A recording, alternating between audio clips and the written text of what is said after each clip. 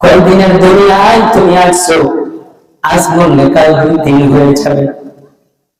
টাকা পয়সা বাড়ি গাড়ি সবকিছুই পড়ে থাকবে, কেউ তোমার সঙ্গে যাবে না।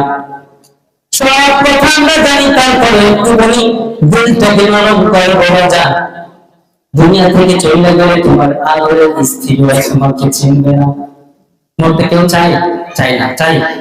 মরতে কেউ চাই না রে মন, মরতে কেউ চাই না রে মন, ছাড়তে চাই না দুনিয়া, তারপরেও চাইতে হবে এই দুনিয়া ছাড়িয়া। ঠিক না? মরতে কেউ চাই না রে মন, ছাড়তে চাই না দুনিয়া, তারপরেও চাইতে হবে এই দুনিয়া ছাড়িয়া।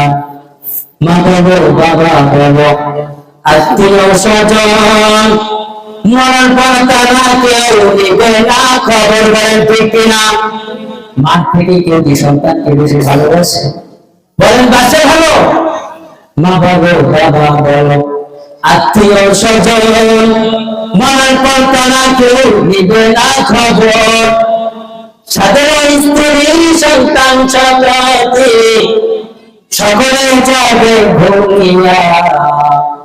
মরতে কেউ চাই না রে মন, সাথে চাই না দুনিয়া, তারপরে যাইতে হয় মন এই দুনিয়া ছাড়িয়া।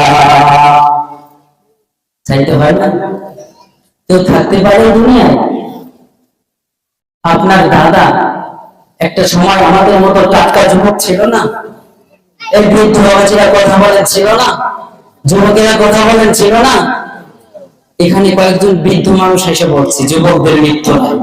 বিষয়টা এরকম না? আর কিছুদিন আগেই তো দেখলাম একজন বক্তা মঞ্চের মধ্যে দাঁড়াইয়া বয়ান করতেছে। বয়ান তো রানিং, সে বয়ান করতেছে, করতে করতে হঠাৎ করে আজরাইল হাজির।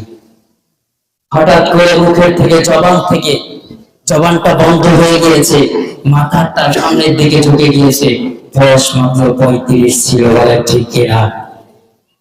35 বছর বয়সে মরণ ছিল। মানুষের 20 বছরে মরণ হয় কিনা?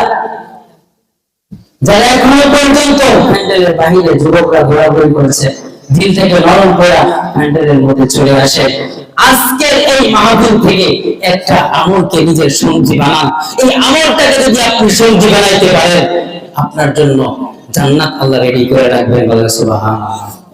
অল্প আমলে নাজাতের জন্য যথেষ্ট। আমার মুখের কথা না, নবীজি বলেন অনেক আমল লাগবে না, আকসার লাগবে না। আহসান আহসান আহসান, আপনি আহসান আমল করবেন।